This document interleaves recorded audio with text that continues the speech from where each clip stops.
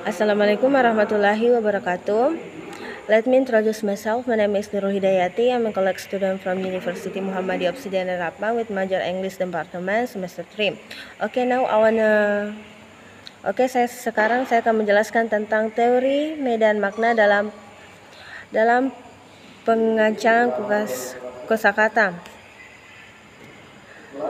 Harimurti menyatakan bahwa medan makna atau semantic file domain adalah bagian dari sistem semantik bahasa yang menggambarkan bagian dari bidang kebudayaan atau realitas alam semesta tertentu dan yang direalisasikan oleh seperangkat unsur leksikal yang makrianya berhubungan. Sebagai contoh dikemukakan nama-nama warna yang membentuk medan makna tertentu, demikian juga dengan perabot rumah tangga, istilah pelayaran, istilah olahraga, istilah kekerabatan, istilah alat pertunjukan, dan sebagainya.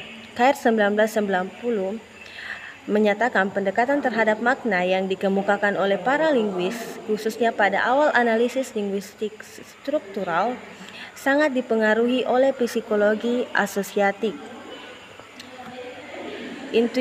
Intuisinya mereka menyimpulkan hubungan di antara seperangkat kata-kata baik kebaikan, memperbaiki, perbaikan atau kesatuan, persatuan, bersatu, penyatuan, mempunyai asosiasi antar kata-kata yang berada dalam satu medan makna dapat digolongkan menjadi dua, yaitu yang pertama golongan kolakasi dan golongan set. Kata kolakasi berasal dari bahasa Latin yaitu coleum yang berarti ada di tempat yang sama. Hal itu berarti dan menunjukkan kepada hubungan sintakmatik yang terjadi antara kata-kata atau unsur-unsur leksikal itu. Satu tempat berarti satu lingkungan. Dengan demikian, kata-kata yang berkolakasi dikemukakan berada bersama dalam satu tempat atau satu lingkungan. Misalnya kata layar, perahu, badai, ombak, tenggelam berada dalam satu lingkungan, yaitu laut. Sedangkan set menunjukkan pada hubungan yang digmatik, yang berarti bahwa kata-kata atau unsur-unsur yang berada dalam satu set dapat menggantikan atau mensubstitusikan suatu set, biasanya berupa sekelompok unsur leksikal dari kelas yang sama karena yang tampaknya merupakan satu kesatuan. Setiap unsur leksikal dalam suatu set dibatasi oleh tempatnya dalam hubungan dengan anggota-anggotanya. Dalam set itu, misalnya remaja merupakan tahap pertumbuhan antara kanak-kanak dengan dewasa. Sejuk adalah suhu di antara dingin dan hangat.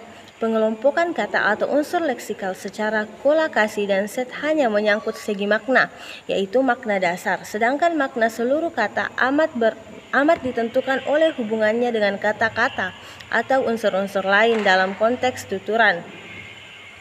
Ferdinand de Saussure membedakan hubungan asosiatif ke dalam 4 kelompok, yaitu yang pertama, 1. Kesamaan formal dan semantik, yang kedua, similaritas semantik atau butir umum, yang ketiga, similaritas sufik umum, yang keempat, similaritas kebuturan.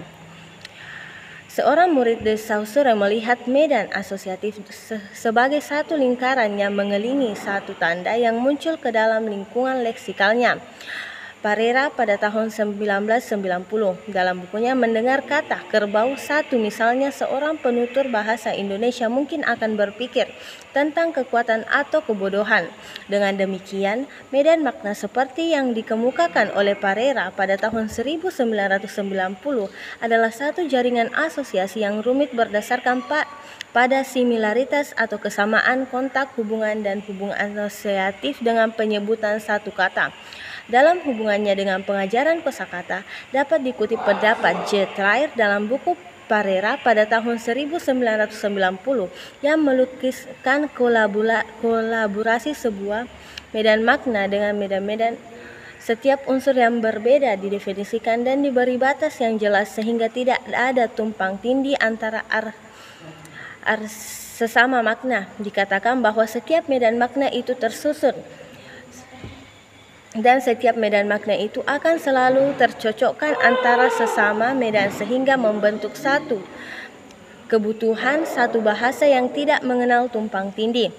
Dengan mengutip pendapat itu, maka pengajaran kosakata bisa bertolak dari beberapa kata yang menjadi pusat. Selanjutnya, dari kata-kata itu dilakukan kemungkinan asosiasinya melalui berbagai kemungkinan hubungan. Misalnya, dengan golongan kolokasi dengan golongan set. Hal itu dilakukan sebab hakikatnya pendekatan meda makna memandang bahasa sebagai satu keseluruhan yang tercatat, yang dapat dipenggal atas bagian yang saling berhubungan secara teratur.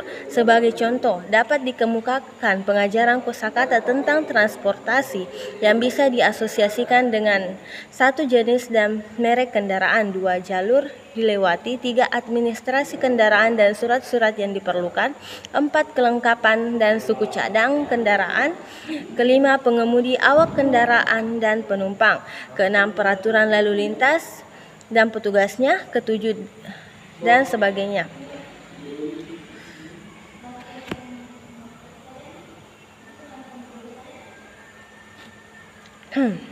Misalnya, tingkat pengetahuan kematangan siswa, kepentingan dan kepraktisannya pengajaran kosakata melalui pendekatan teori Reed, makna tidak berhenti pada pengenalan kata dan makna yang berasosiasi dengan kata yang menjadi pusat, melainkan berlanjut pada analisis makna dari tiap-tiap kata yang berasosiasi itu.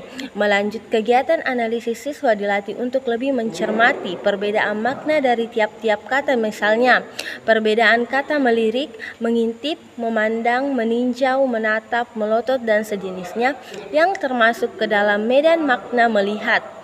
Dengan demikian, siswa akan terbiasa berpikir kritis dan cermat.